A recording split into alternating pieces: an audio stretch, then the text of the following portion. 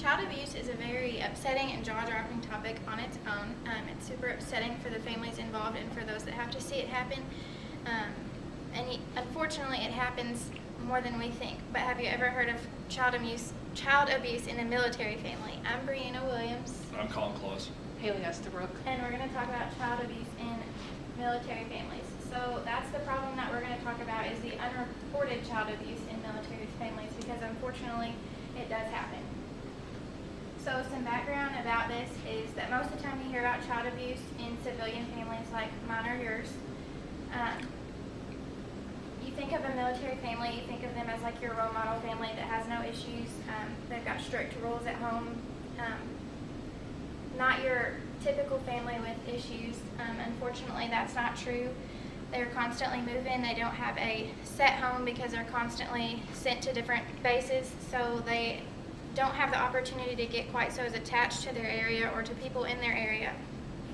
Reported rates of child abuse are well below that of the civilian population is a statistic, but you can only track those that are reported. So what about the cases that are not reported? So current approaches to this are 15 out of 50 states do have an existing law that requires social services to report child abuse in cases of military. The other 35 are either have the law pending or don't have it at all.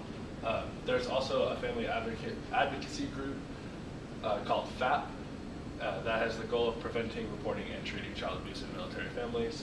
There is no FAP program in Indiana, and the closest one that we have is in Fort Campbell in Kentucky.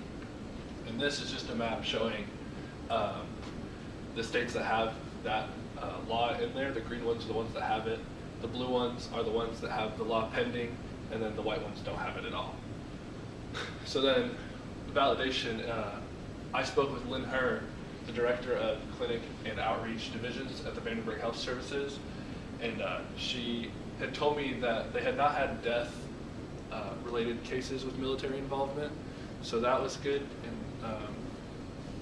child maltreatment in military families has historically been about half the rate reported in the civilian population, and then this has remained constant even during peacetime. So in military families, there's between 6,000 to 8,000 child abuse cases reported each year.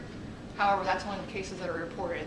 There could be far more that are unreported, and they could be unreported because the member of the military could lose his job, and if that's the only job they have in the family, that's the main source of income. So if the cases that are not always, if the cases were reported, there's not always a guarantee that it gets reported to the military program. That's just that they get reported to the CPS programs. So there needs to be a program to set in place for all 50 states that states that they have to support it from the CPS, report it from CPS to the military programs.